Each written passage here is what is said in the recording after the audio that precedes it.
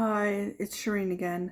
I thought I would talk a little about my delusions that I had while I was in the hospital.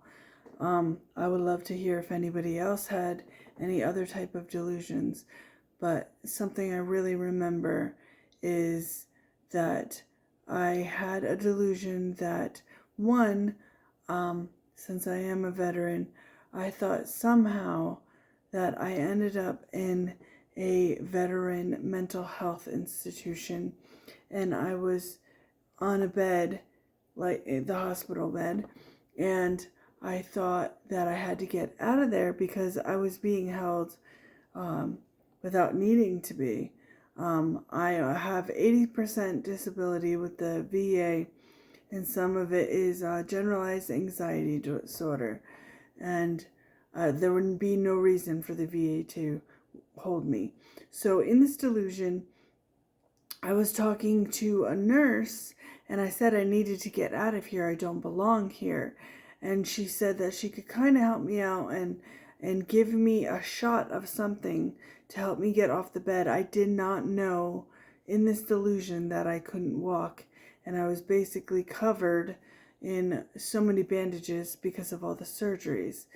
And then the nurse said that she would shoot me up and turn away.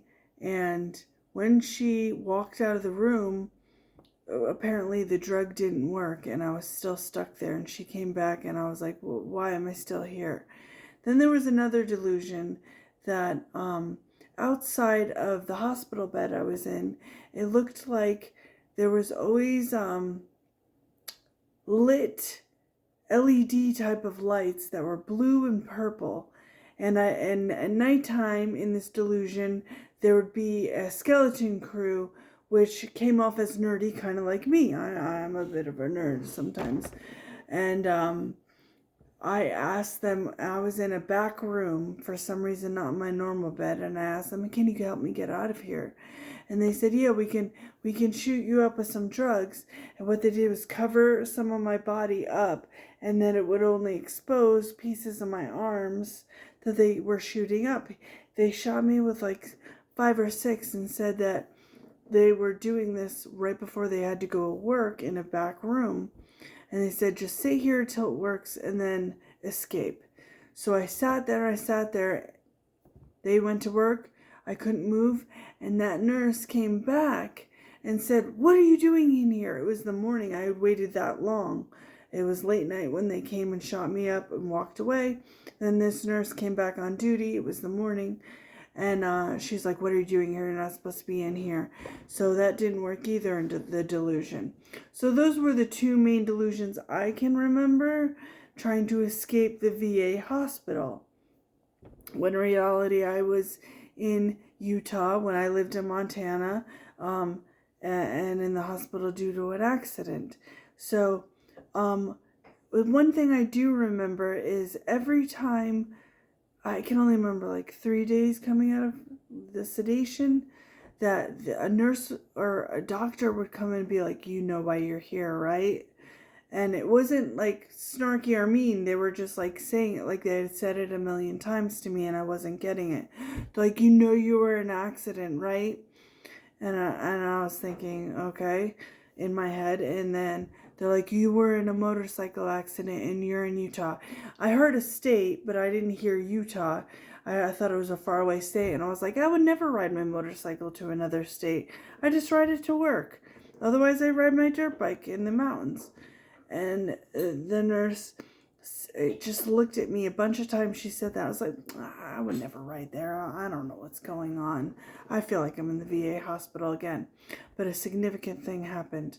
One day, all of a sudden, I saw the doors, or door, I can't remember exactly, open up, and I saw my dad's face in a red shirt and a little backpack on, because that's what I found out later he was carrying to go back and forth from his hotel to me a lot of times. And as soon as I saw him, I knew instantly in my head, my dad knows where I am. I just started smiling and I yelled, Dad! as soon as he came in, I was so happy to see him. I knew he knew where I would be. And as soon as he came close to me, I whispered to him, I said, "Get me out of here."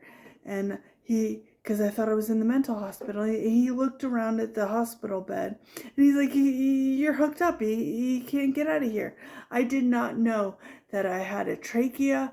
I was currently in a C-collar. This hand was wrapped up because I don't know if you can see the scarring on my hand. Maybe twist it a little. It's hard because there is a plate in here and a plate in here, so I can't bend my wrists down at all. I can with this one. This one at first was stuck like this. I don't know, remember the name. And then eventually I worked it up with PT and OT to get it up. So this arm has a gigantic scar in it, so that was wrapped up, not ripped up. Again, TBI. And I didn't know, but that was affecting this hand. Both legs were wrapped up.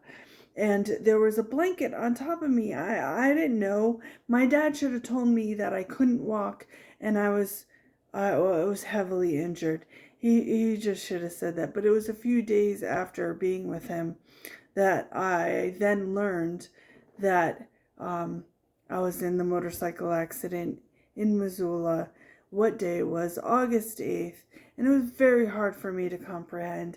There was, I'm probably still coming out of some type of sedation, but the delusions really got to me.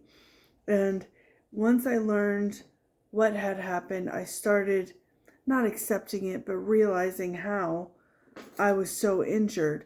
But speaking of the injuries, I didn't know to what degree I was injured.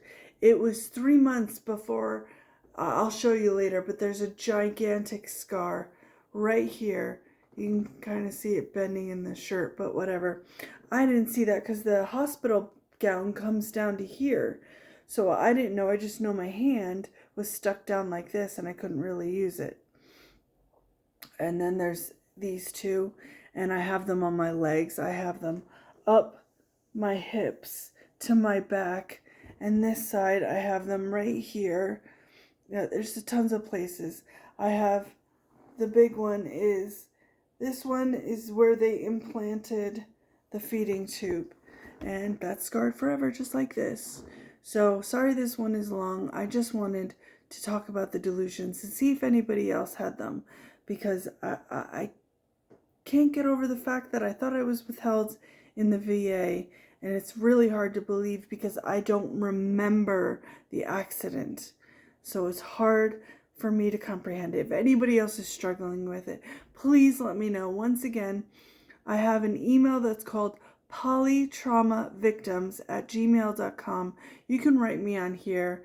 You can easily find me on Facebook.